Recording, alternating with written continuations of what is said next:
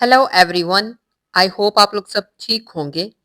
आज हम लोग डिस्कस करने जा रहे हैं a portrait of the artist as a young man. A portrait of the artist as a young man. इस नॉवल को लिखा है जेम्स जॉयस ने। जेम्स जॉयस ने इस नॉवल को 1916 में पब्लिश किया। ये एक सेमी ऑटोबायोग्राफिकल नॉवल है। इस नॉवल के अंदर हम एक नौजवान लड़के की इंटेलेक्चुअल और इमोशनल डेवलपमेंट को देखते हैं। वो नौजवान लड़का है स्टीफन डेडलस। ये स्टीफन डेडलस की कहानी है। हम देखते हैं कि किस तरह से वो एक डरपोक बच्चे से एक कॉन्फिडेंट आर्टिस्ट बन जाता है। हम उसकी लाइफ का ये सफर देखते हैं, एक कमजोर एक डरपोक बच्चे से एक कॉन्फिडेंट आर्टिस्ट बनने का सफर। तो पहले हम इसकी समरी पढ़ लेते हैं और उसके बाद हम इस नॉवल का एनालिसिस करेंगे। A portrait of the artist as a young man. ये एक नौजवान लड़के स्टीफन डेडलस की कहानी है, जो आयरलैंड में 19वीं सदी के आखिर में जवान होता है। वो आहिस्ता आहिस्ता ये फैसला करता है कि वो अपनी जिंदगी खानदान, मुआशरे और मजहब की पाबंदियों से आज़ाद होकर एक राइटर, एक मुसन्निफ के तौर पर गुजारेगा। बचपन में स्टीफन एक सख्त मजहबी स्कूल कोंगोज वुड कॉलेज में पढ़ता है। शुरू में वो वहाँ उदास और अकेला होता है, लेकिन वक्त के साथ साथ उसे वहाँ पर दोस्त मिल जाते हैं। वो अक्सर घर जाना भी पसंद करता है, लेकिन घर की लड़ाई झगड़े से वो बहुत ज्यादा परेशान होता है। ये लड़ाई झगड़े इसलिए होते हैं कि आयरलैंड के मशहूर लीडर पार्नेल की मौत वाकया हो जाती है, और उस मौत के सिलसिले में घर वाले क्रिसमस के खाने पर एक दूसरे के साथ बहस करते हैं, और उस बहस की सूरत में लड़ाई झगड़ा शुरू हो जाता है, जो कि स्टीफन को बहुत ज्यादा परेशान करता है। स्टीफन के वालिद साइमन पैसे के मामले में नाअहल होते हैं, यानी कि वो पैसा नहीं कमा रहे होते, इसलिए उनका खानदान गरीब होता जाता है, और इसी वजह से वो स्टीफन को उस पुराने स्कूल से हटवा लेते हैं। वो क्रिसमस के बाद उसे वापस वहां नहीं भेजते और डबलिन मुंतकिल हो जाते हैं। डबलिन जाकर स्टीफन बेल्वेडियर कॉलेज में पढ़ना शुरू कर देता है, और वो वहाँ पर एक अच्छा राइटर और एक्टर बन जाता है।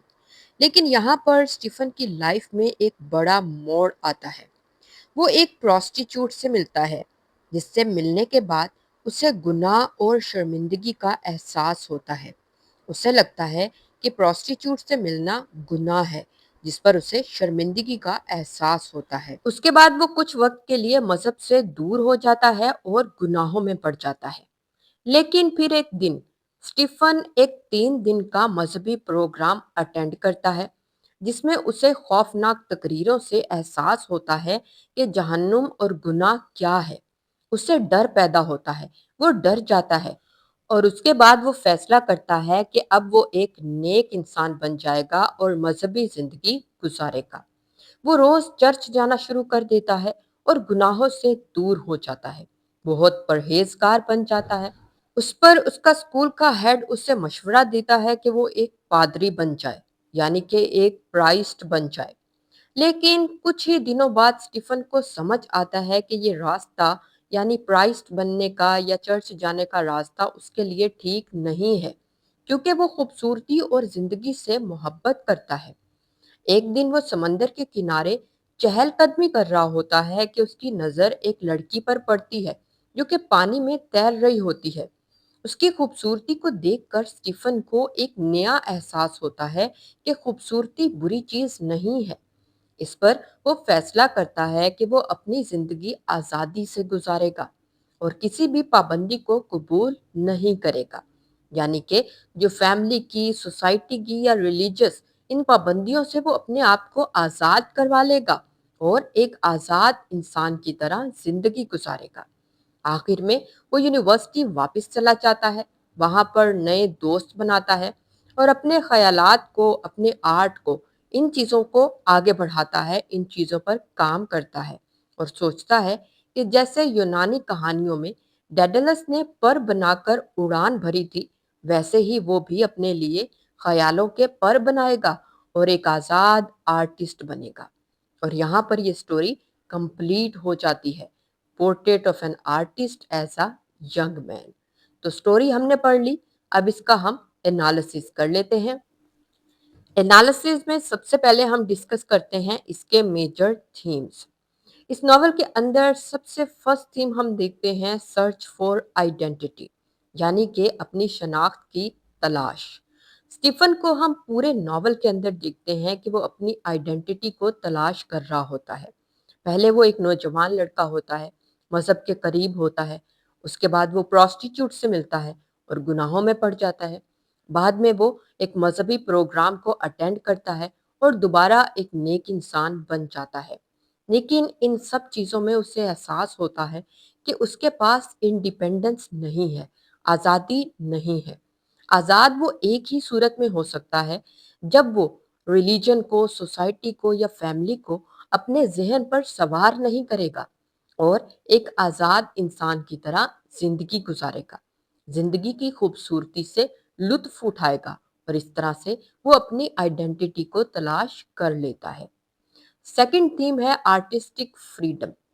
اسٹیفن کو لگتا ہے کہ اگر وہ ایک اچھا اور بہترین آرٹسٹ بننا چاہتا ہے تو اسے اپنے آپ کو ان پابندیوں سے آزاد کروانا ہوگا، اور اسی طرح سے وہ اپنا ویژن پہ، اپنی آرٹ پہ کام کر سکے گا۔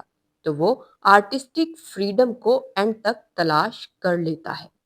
اس کے بعد ہم دیکھتے ہیں انڈیویجول ورسز سوسائٹی۔ سوسائٹی انسان کو ہر وقت ٹینشن میں مبتلا رکھتی ہے۔ انسان ایک کام کر رہا ہو تو سوسائٹی کہتی ہے یہ غلط ہے، پھر دوسرا کرے تو سوسائٹی کہتی ہے یہ غلط ہے۔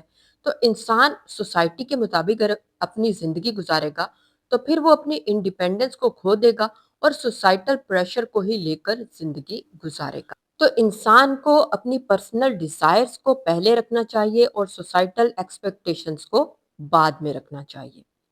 نیکسٹ تھیم ہے کمنگ آف ایج، بلڈنگز رومان۔ ہم اس ناول میں یہی چیز تو دیکھتے ہیں کہ کس طرح سے اسٹیفن ایک ڈرپوک لڑکے سے ایک انڈیپینڈنٹ آرٹسٹ بن جاتا ہے، ایک کانفیڈنٹ انڈیپینڈنٹ آرٹسٹ۔ یہ ہم اس ناول کے اندر دیکھتے ہیں کہ کس طرح سے وہ ایک ینگ بچے سے میچور نوجوان بن جاتا ہے۔ تو یہ کچھ میجر تھیمز ہیں اس ناول کے اندر۔ اس ناول کے اندر ایک سمبل یوز ہوا ہے ڈیڈلس کا۔ یہ ایکچول میں ایک میتھیکل گرین انوینٹر تھا جس نے اپنے پر بنائے تھے، ونگز بنائے تھے اور اپنے آپ کو قید سے آزادی دلوائی تھی۔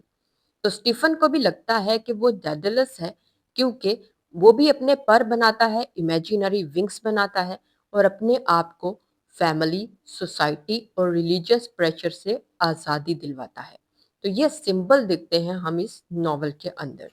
تو یہ novel A Portrait of the Artist as a Young Man، جس کے اندر ہم ایکسپلور کرتے ہیں ایک نوجوان انسان کی زندگی کو کہ کس طرح سے وہ اپنی سٹرگل سے بھری، مشکلوں سے بھری زندگی سے اپنے آپ کو آزادی دلواتا ہے اور اپنی وائس، اپنے پرپس اور اپنی فریڈم کو حاصل کرتا ہے۔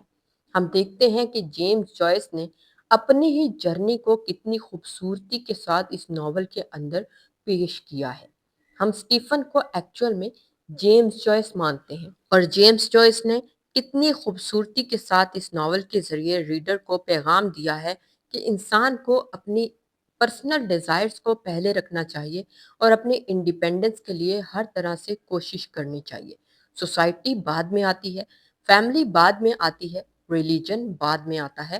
انسان پرسنل ڈیزائرز پر اپنے اوپر کام کرے، اپنی لائف کی خوبصورتی کا لطف اٹھائے، اس کو انجوائے کرے، نہ کہ سوسائٹل پریشر اور ایکسپیکٹیشنز کے اندر دب جائے۔ تو یہ ناول۔ امید ہے آپ کو سمجھ آئی ہوگی۔